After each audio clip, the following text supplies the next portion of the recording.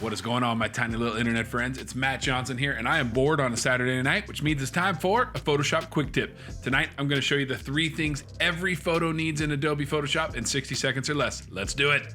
All right, here we are in Adobe Photoshop. The 3 things every photo needs just so happen to all start with the letter C. They all need a contrast adjustment, a color adjustment, and a cropping adjustment. Let me show you how. Let's start with contrast. In Photoshop, we do that by going to Image, Adjustments, and Levels. There are a zillion different ways to do it, but here's how I like to do it.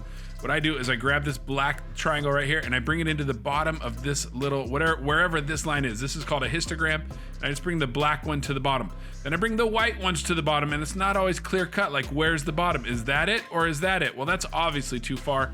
So it's probably somewhere right in there. That seems about right. And then I may or may not adjust the middle to adjust the overall brightness or darkness of the photo here. There you go, we just did contrast. Let's do color.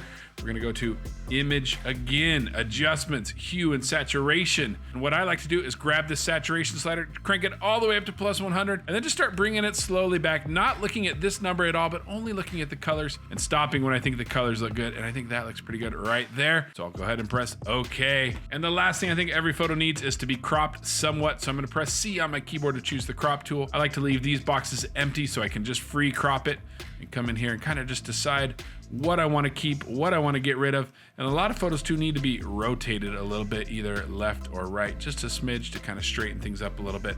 And I like that right there. So look at that, you guys. We went from this to this by just adjusting the 3 things that every photo needs in Photoshop. We adjusted the contrast, we adjusted the color, and then we cropped it, and it looks a billion times better in less than 60 seconds. And that's it, you guys. Another Photoshop quick tip for you.